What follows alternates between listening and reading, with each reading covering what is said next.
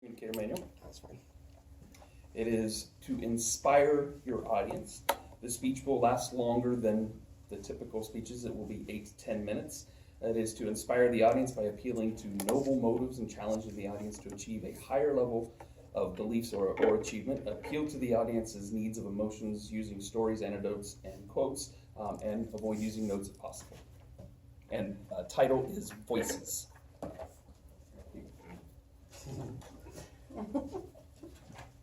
Have you ever wanted to go after a dream, chase one of your goals, but something stopped you? Maybe it was the fear of failure, or maybe it was that little voice inside your head that said, "You can't do it. What are you thinking? You'll never succeed, so why are you even going to risk it?" I was about 5 years old the first time I watched the Mighty Morphin Power Rangers movie. And in the opening scene, I watched in awe as Tommy, the white Power Ranger, my favorite Power Ranger, jumped out of the plane with a board attached to his feet and surfed through the sky, followed by the rest of his fellow Power Rangers flipping and spinning. I wanted to be up there with them so much. That moment inspired me and has guided me through many choices of my life. However, I had to be 18 to do it. So as I waited longingly so that I could skydive, at the age of 16, I found out about indoor skydiving. My sister went and told me about it, and I was amazed. They made a vertical structure with a plane propeller to create speeds and wind of up to 125 miles an hour so that you could fly without having to jump out of the plane. And the best part for me was you didn't have to be 18. So I went and I had the most amazing time. And then when I was 18 and after I had a few skydives under my belt, I decided to try to get a job there. I'd met a few other jumpers and they worked there. I thought to myself, oh my gosh, that'd be so amazing. I'd have so much fun. I could teach other people how to fly. That is my dream job. So I went and I asked them if there was any possibility that I could get a job there doing anything, but particularly instructing. And I was pretty much told that it's a very tiring, very physical job, and that just by looking at me, they could tell I didn't have what it took, and I probably never would. And just like that, my dream of being a flight instructor was crushed. My parents, they always told me growing up that I could do whatever I wanted to, that if I set my mind to it, I could achieve any goal, accomplish anything, and I believed them. But these words sunk into my brain, and I started to believe them, and they corrupted that belief. I could do a lot. I could definitely be successful. I could do a lot of great things in the world, but I'll probably never have that dream job. I'm just not good enough. I'll never have what it takes. When I moved here to Vegas a couple of years ago, I was a bit disappointed to find out that after 184 jumps into land, Florida, there wasn't a very close drop zone that I could jump at. The closest being Skydive Mesquite, the closer ones needing to be tandem jumps. However, I found Vegas indoor skydiving. And last November, while I was trying to think of something to do to earn some money in between the school years, I figured I'll send in my resume, see what happens.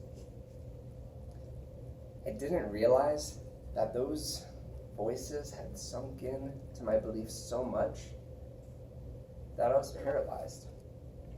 I didn't do anything that I normally would to get a job. I just sent it in. I didn't go in to talk to the manager and hand him my resume like I normally would. I didn't introduce myself to any of the workers. I didn't even follow up. And I wasn't surprised when I didn't receive an interview and I didn't receive feedback of any kind. I just didn't have what it took. How could I think that I deserved my dream job? Well, 6 months later, just last month, I was at work, goofing off, watched a video of someone flying indoors, and I got inspired, and I figured, I'll follow up on it. We're about to be summer, they probably need some extra help. And now, I'll use my ToastMasters skills to go in and tell them, flying is my passion. I don't care if you have a job available. I don't care if you need me. I'll volunteer. Just let me fly. Well, I met a couple of great workers, and they told me that they actually remembered my resume, but they weren't hiring in November. So they gave me the manager's email address and told me to send it back in. So I went home and I sculpted my resume, and I created a cover letter to show them how my resume will prove to them that I will be perfect for the job, that I can help in every aspect of their business, whether it be flying, sales, videography, graphic design, advertising, management, everything. I've got it. I'm perfect. Hire me. And then I waited. A few days went by. I got a call from the manager to come in for an interview. I went in. I don't care what kind of interviews you've had. This was the best interview anyone's ever had. I got to fly as part of the interview. And when I was done, he told me that he had one more interview to do on Thursday, a few days later, and they'd call me later in the week to have me come back and do some tunnel legs, which is training to see if I had what it took to be an instructor. Well, I felt pretty good when Thursday night, I figured probably right after the other interview ended, he called me up to have me come in. Definitely seemed like my interview went better than his. So the following week, I went in. They put me through boot camp. 125 mile per hour wind, unair conditioned, so Vegas heat. My throat was dry. 15 minutes of running, jumping, strenuous activity. I wanted to cry. But I knew that I couldn't give up, or those voices would be right. And I'd probably never have this opportunity again. So when we were done in the tunnel, I didn't let them see me cry.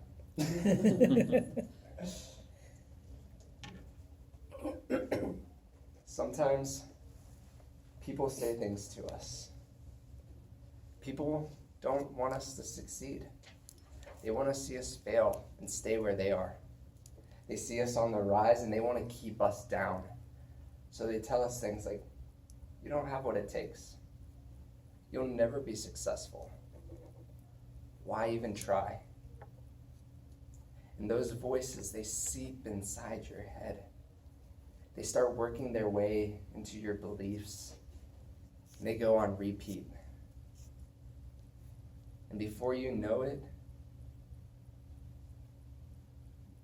it's holding you back from achieving your dreams and going after what you really want to do.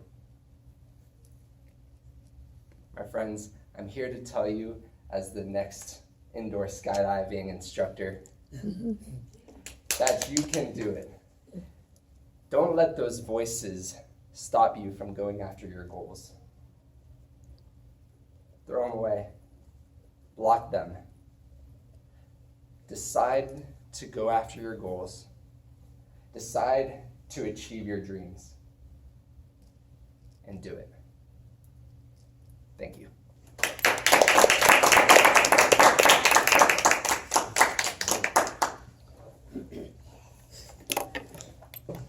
Our third speaker today is Joanne, and Charlotte will be doing an evaluation. Charlotte, what's Joanne really? Excite us with. Oh, Joanna